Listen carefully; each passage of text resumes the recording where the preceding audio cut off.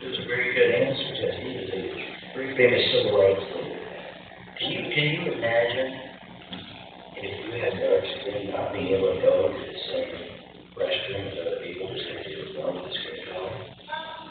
No, that's amazing. But that's what we're going to be talking a little bit about today. And not only was he a civil rights leader, he was also a preacher. That's what we're going to be talking about today. He was a very well-spoken pastor.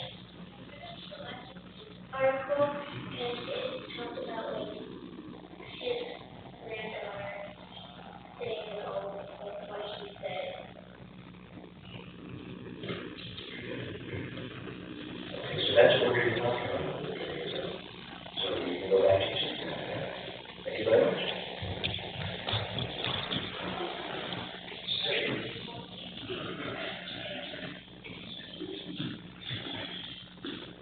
Like I said, I wanted to make sure that we're just taking a little break on our Holy Spirit series, because I thought it was very important to put aside some time we missed last week just to pay a little tribute to Dr. Martin Luther King Jr. as we just celebrated his birthday. And most of us, when we think of Martin Luther King Jr., we think about a great civil rights leader, and that's well earned. That's what he mainly was. But we forget sometimes that he was also a minister, a preacher of the gospel. So today, what I'm going to be doing is letting him speak pretty much, taking his words from one of his sermons. But I will also add in a few of my own thoughts at the end of this as well. And this is taken from a sermon that was titled, "But If Not." And what he is talking about, I will set the story very quickly for you. It's a very well-known story, Shadrach, Meshach, and Abednego. And these three young men were among the Israelites when they got exiled to Babylon. And King Nebuchadnezzar set up a golden image. And he made it a law that everybody would bow and worship this golden image. And so, when the time came to bow, Shadrach, Meshach, and Abednego did not bow. They served God. They served the living God. They were Jewish. They were Israelites. And so because they refused to bow, they were brought before King Nebuchadnezzar to answer that. And he threatened to throw them into the furnace to be burned alive if they did not bow to this image. And so this is where the sermon picks up from Dr. Martin Luther King. I'll be reading his words. And they answered and said to the king, "O Nebuchadnezzar, we do not need to defend ourselves before you in this matter. If it be so, our God, whom we serve, is able to deliver us from the burning fiery furnace, and he will deliver us out of your hand, O king. But if not, be it known to you, O king, that we will not serve your gods, nor worship the golden image which you have set up." Now, I want you to notice first that these young men practiced civil disobedience. Civil disobedience is the refusal to abide by another of the government, an order of the government, or of the state, or even of a court that your conscience tells you is unjust. Civil disobedience is based on a commitment to conscience. In other words, one who practices civil disobedience is obedient to what he considers a higher law. And there comes a time when a moral man can't obey a law which his conscience tells him is unjust. And I tell you this morning, my friends, that history has moved on, and great moments have often come forth because there were those individuals in every age and in every generation who were willing to say, "I will be obedient to a higher law." These men were saying, "I must be disobedient to a king in order to be obedient to the king." And those people who so often criticize those of us who come to those moments when we must practice civil disobedience never remember that even right here in America, in order to get free from the oppression and the colonialism of the British Empire, our nation practiced civil disobedience. For what represented civil disobedience more than the Boston Tea Party? And never forget that everything that Hitler did in Germany was legal. It was legal to do everything that Hitler did to the Jews. It was was a law in Germany that Hitler issued himself that it was wrong and illegal to aid and comfort a Jew in Hitler's Germany. But I tell you that if I had lived in Hitler's Germany with my attitude, I would have openly broken that law. I would have practiced civil disobedience. And so it is important to see that there are times when a man-made law is out of harmony with God's law.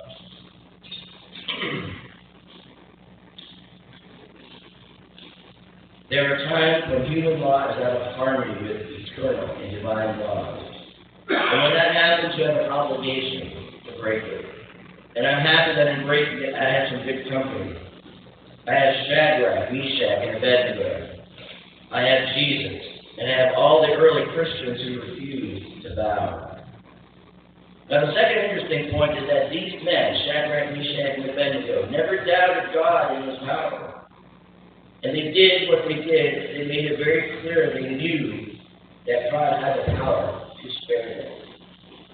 They said to the king, "Now we know that God, the God we worship, is able to deliver us." And that grew out of their experience. They had known God, they had experienced God in nature, and they knew God as the Creator. And then they had seen God in history. And then they had seen God, I'm sure, in their personal lives. They never doubted God's power to deliver them. But let me move now to the basic point of this message. Know this morning, if we forget everything I've said, I hope you won't forget this. It came to the point after saying our God is able to deliver us from the burning fiery furnace. But if He doesn't deliver us, we are still not going to bow. But if not, do you get that? That these men were saying that our faith is so deep that we found something so dear and so precious that nothing can turn us away from it. Our God is able to deliver us. But if not, this simply means, my friends, that the ultimate test of one's faith is the ability to say, but if not. You see, there is what you may call an if faith. And there is a though faith. And the permanent faith, the lasting, the powerful faith, is the though faith. Now, the if faith says, if all goes well, if life is hopeful, prosperous, and happy, if I don't have to go to jail, if I don't have to face the agonies and burdens of life, if I'm not ever called bad names because of taking a stand that I feel I must take, if none of these things happen, then I'll have faith in God, then I'll be all right. That's the if faith.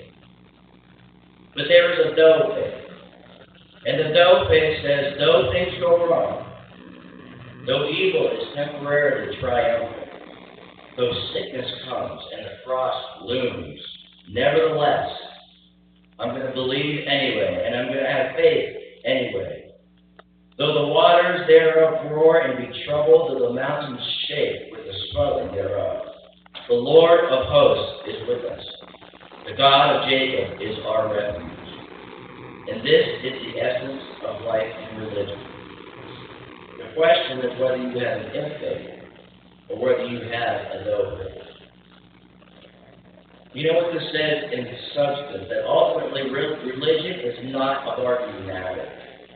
A lot of people bargain with God. If you just let me avoid pain, God, if you allow me to be happy in all of its dimensions, if you don't allow any suffering to come, if you don't allow frustrating moments to come, then I'll be all right. I'll give you a tenth of my income, and I'll go to church, and I'll have faith in you. But religion is not a bargaining experience. It's not a commercial relationship. And you know, no great experience is a bargaining atmosphere. Think of friendship, think of love, think of marriage. These things are not based on if, they're based on those. These great experiences are not based on a bargaining relationship, not an if faith, but a no faith. And I'm coming to my conclusion now, and I want to say to you this morning, my friends, that somewhere along the way you should discover something that's so dear, so precious to you that it is so eternally worthful that you will never give it up. You ought to discover some principle. You ought to have some great faith that grips you so much that you will never give it up. Somehow you go on and say, I know that the God that I worship is able to deliver me. But if not, I'm going on anyhow. I'm going to stand up for it anyway. You must love ultimately because it's lovely to love. You must be just because it's right to be just.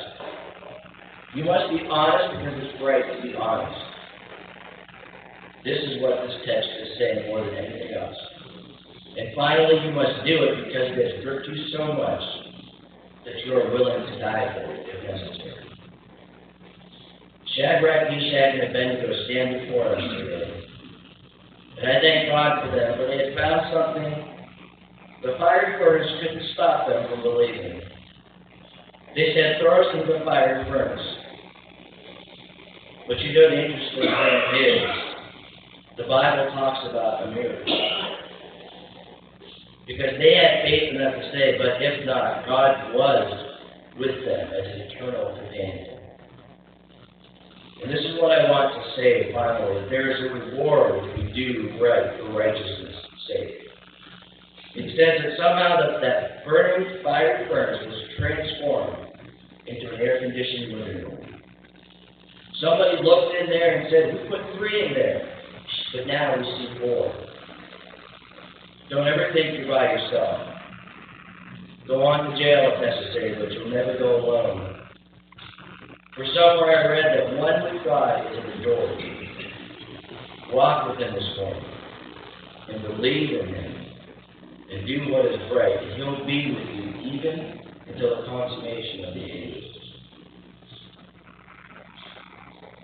As I was doing my research for this Sunday sermon, this one sermon just jumped out at me because for me, it really summarizes Dr. King's view on his life. He was a man who had a though. I read when after John F. Kennedy was assassinated, Dr. King was talking to some of his associates, and he said to him, if they'll be willing to assassinate a president, then I'm not going to live to see 40. Dr. King found his calling in fighting for civil rights. He was so sure and convicted about it that he knew that even if God did not grant him a long life, he was still going to do what he was called to do. He knew that every day he was a marked man, but it never stopped him. He never bowed to that image. He never bowed to what other people said he should be doing. And we may never have a calling like Dr. King, but all of us have been created for something. We each have a gift and unique to each and every one of us. And we can use it and give it to God so that He can use it to make a difference in the world around us. Let us pray.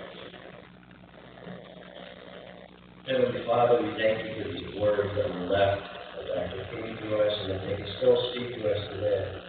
Even more than that, going back further, the words of the Bible, through revelation to us, can still speak to us in relevance today. We pray that no matter what happens in our lives, that we would have the strength to have the road, to cling to you even when times are bad. And to say no matter what, we know that you hold